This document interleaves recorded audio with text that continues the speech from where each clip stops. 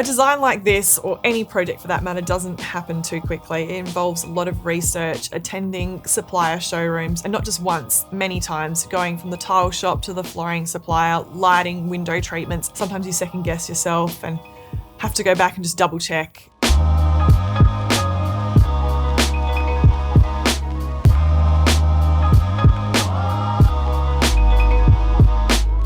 So a house design style would be the styling of the elevation, and then obviously the theme that runs through the house in the cabinetry and the fitting and the fit out.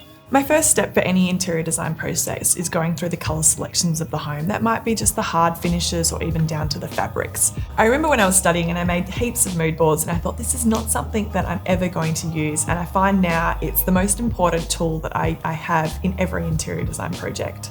The last step would be going on through to the lighting selection.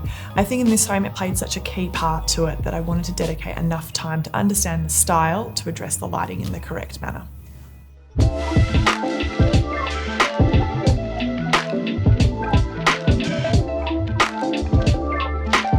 This is one of my favourite fittings, but I don't think it really addresses the style that we're looking for today. I think this has probably got a bit too much of a coastal feel for the home. I definitely want to incorporate the same theme running throughout the house, which is this sort of goblet style of light fitting. Oh look, there's a unicorn! That won't be featuring in the home.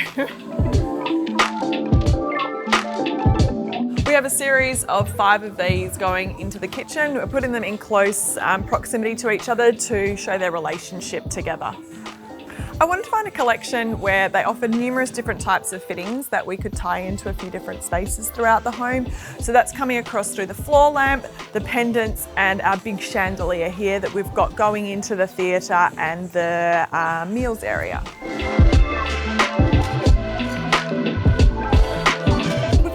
This fitting here hanging in the ensuite between the 2 vanities. It's the first thing you'll see as you enter the room, with a backdrop of the green feature tile. We thought it was a nice inclusion to tie in the black tapware, but as well pay compliment to the rest of the light fittings in the home.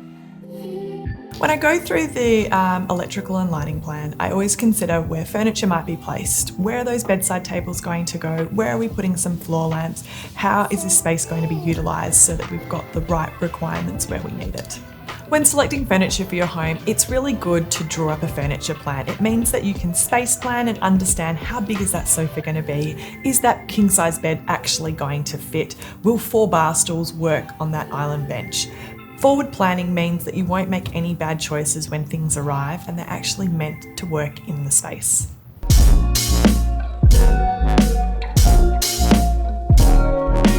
We're so happy with the furniture that we've ended up selecting for the home. It has so much colour and texture to it, and it's really addressed what the brief detailed.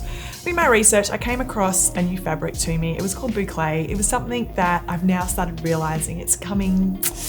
What do I want to say about the boucle fabric? Like, I just am in love with it. This here is the boucle fabric. Really one of my favourite fabrics to include in this home. It's got so much texture and pattern to it. While this is a really unique style, we wanted to make sure that we could pick all of the furniture from Australian and local suppliers. It means that our clients and anyone can replicate this style quite easily and affordably. In the master ensuite bathroom, we have a circular mirror included. We've got a black frame on that, like this one, to tie in with the black tapware. The reason we went for a round shape here was to complement the feature lights that we've got in the space as well.